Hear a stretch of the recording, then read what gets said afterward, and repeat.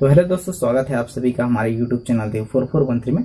दोस्तों, आज की इस वीडियो के माध्यम से GRE क्या चीज़ है, GRE कौन कर सकता है, इसके जो सिलेबस पैटर्न कैसे होते हैं और इसके बारे में साथ ही साथ जो है इसकी फीस और एग्जाम पैटर्न किस प्रकार से डिवाइडिंग होता है और एप्लीकेशन भरते समय हमें किन किन बातों को ध्यान रखना चाहिए, इन सभी विषयों के बारे में और छात्रवृत्ति क्या मिलता है या फिर नहीं मिलता है और किस प्रकार से एग्जामिनेशन पैटर्न होते हैं, इनके बारे में आज की इस वीडियो के माध्यम से हम आपको डिटेल में जानकारी देने वाले हैं।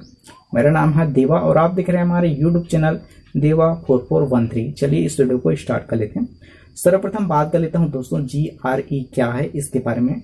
दोस्तों, जैसा कि भारत में आप लोग 12वीं के बाद कॉलेज करते हैं और कॉलेज उत्तीर्ण भी हो जाते हैं, स्नातक उत्तीर्ण भी कर लेते हैं और जैसे ही आप मास्टर डिग्री या फिर किसी भी PG में एडमिशन लेना चाहते हैं तो यहाँ किसी भी प्रकार की एंट्रेंस एग्जाम नहीं दिया जाता है, ठीक है। और वहीं बात किया जाए कि विदेश में PG के प्रोग्राम के लिए यदि आप भारत में रहते हैं और भारत में ग्रेजुएशन किया है और ग्रेजुएशन के बाद आप विदेश में जाकर के जैसे सिंगापुर हो गया, UK हो गया, अमेरिका हो गया और ऑस्ट्रेलिया हो गया, ऐसे बड़े का जो है यूनिवर्सिटीज है वहां जाकर के आप पढ़ाई करना चाहते हैं तो उसके लिए आपको एक एंट्रेंस एग्जाम दिलाना पड़ेगा और इस एंट्रेंस एग्जाम को कहा जाता है GRE एंट्रेंस एग्जाम कहा जाता है, ठीक है। GRE का फुल फॉर्म नाम होता है ग्रेजुएशन रिकॉर्ड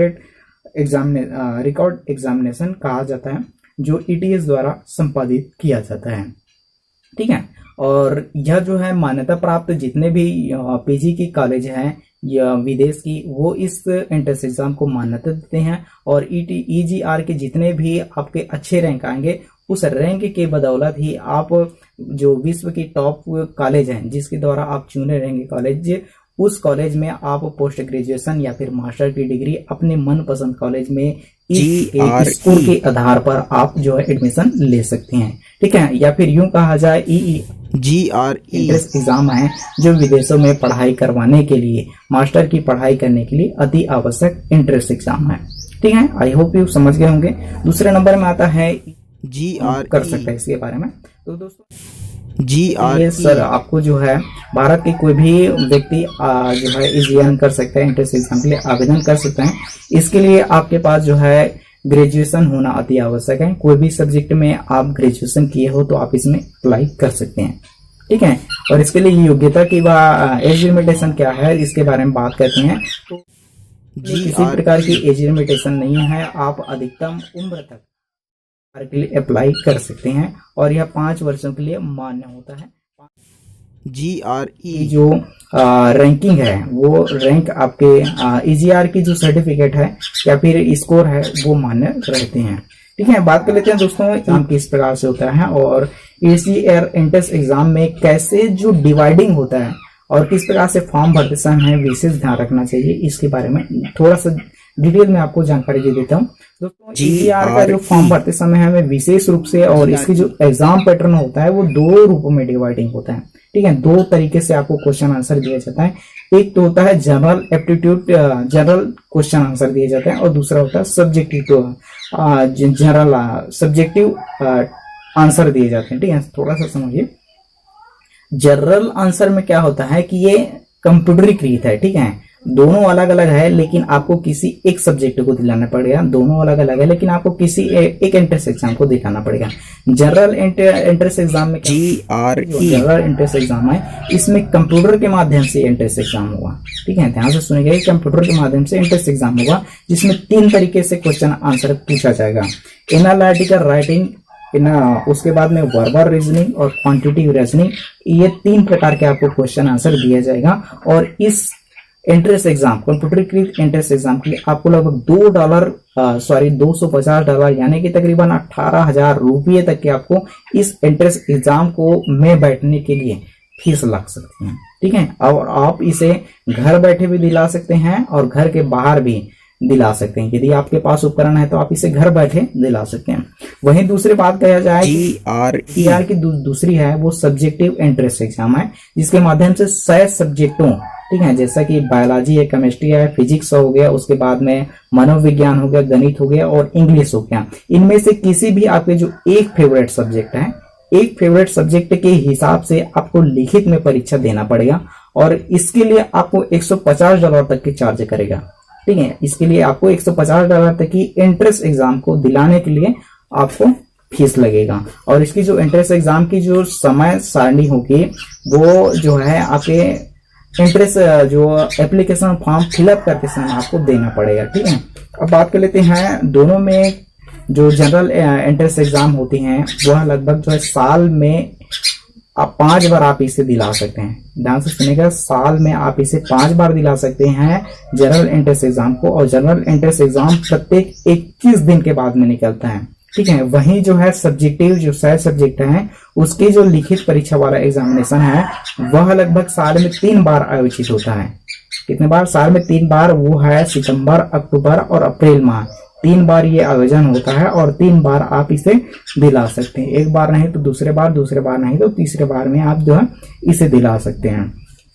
ठीक है, और इसका जो समय सारणी होता है जो जनरल वाले के लिए टाइमिंग आपको जो एग्जामिनेशन के टाइमिंग दिया जाता है वो 3 घंटा 45 मिनट का आपको समय दिया जाएगा। वहीं जो लिखित परीक्षा है, हार्ड वाला लिखित परीक्षा है, इसके लगभग जो है 2 घंटा 50 मिनट का आपको समय दिया जाता है। ठीक, GRE में एंट्रेंस एग्जाम में पंजीयन हम किस प्रकार से कर सकते हैं दोस्तों? इसमें एंट्रेंस एग्जाम के लिए एंट्रेंस एग्जाम है उसमें पंजीयन कराने के लिए 3 तरीके दिए गए हैं। एक ऑफलाइन है, दूसरा फैक्स के माध्यम से, तीसरा ईमेल के माध्यम से। 4 तरीके हैं। पहला ईमेल के माध्यम से, दूसरा फैक्स के माध्यम से, ऑफलाइन है और ऑनलाइन है।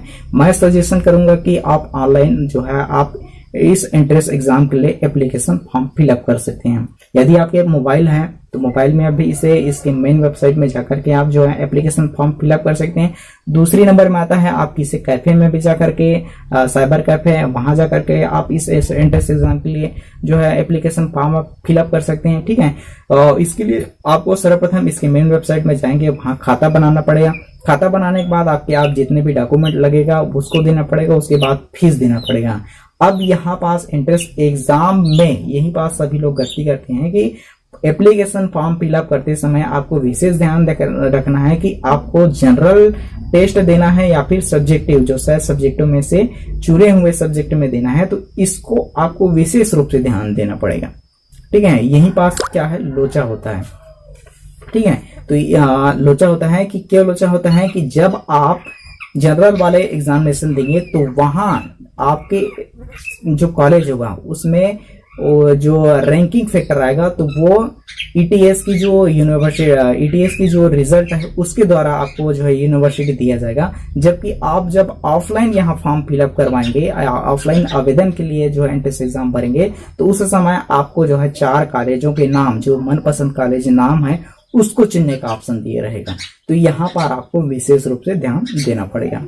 ठीक है, बात कर लेते हैं आपको अब जो है इसमें कितने दिनों के बाद जो है रिजल्ट घोषित कर दिया जाता है। तो दोस्तों इसमें लगभग 10 से 15 दिनों के भीतर आधिकारिक रूप से इसकी वेबसाइट में आपको घोषणा कर दिया जाता है। और दूसरा नंबर में आपको ईमेल के माध्यम से आपको इस एंट्रेंस एग्जाम के रिजल्ट की भी घोषणा की जानकारी दे दिया जाता है। ठीक है, बात कर लेते हैं कॉलेज का चयन किस प्रकार से होता है। तो दोस्तों मैंने पहले ही बताया कि कॉलेज का चयन जो होता है वो आपको तो एक तो होता है ऑनलाइन के जनरल एप्टीट्यूड टेस्ट देते हैं, तो कॉलेज ईटीएस की जो शाखा है वहां से आपको मिल जाएगी ईटीएस द्वारा। और दूसरे नंबर में आता है यदि आप ऑफलाइन एग्जामिनेशन देते हैं तो ऑफलाइन एग्जामिनेशन के लिए आपको चुनना पड़ता है कौन कौन से जो मनपसंद कॉलेज है उसके आधार पर।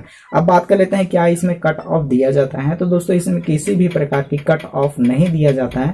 ठीक है, लेकिन इसकी जो आधिकारिक वेबसाइट में ऐसा कहा गया है, लेकिन कुछ यूनिवर्सिटी कट ऑफ में देते हैं। क्वेश्चन नंबर 5वां आगे जो क्वेश्चन है वो छात्रवृत्ति क्या दिया जाता है या फिर नहीं दिया जाता है। तो दोस्तों मैं पहले ही बता देता हूँ, GRE एंट्रेंस एग्जाम में किसी प्रकार की जो है स्कॉलरशिप नहीं दिया जाता है। यह मात्र एग्जाम एंट्रेंस एग्जाम है जो विदेश में पढ़ाई करने के लिए होते हैं। GR की जो एंट्रेंस एग्जाम से रिलेटेड जो क्वेश्चन आंसर आपको पूरा बता दिया गया है। और आपको यदि किसी प्रकार की GRE एंट्रेंस एग्जाम के बारे में अभी यदि डाउट रहता है तो आप हमें कमेंट बॉक्स में कमेंट करके जरूर सजेशन दे सकते हैं और पूछ भी सकते हैं। हम आपके कमेंट का रिप्लाई जरूर देंगे। आई होप यह वीडियो आपको जरूर पसंद आया होगा, और जरूर पसंद आया होगा तो इस वीडियो को लाइक कर दीजिएगा, शेयर कर दीजिएगा और अपने दोस्तों पास में ज़्यादा से ज़्यादा मात्रा में क्या कर दीजिएगा, दबा के शेयर कर दीजिएगा।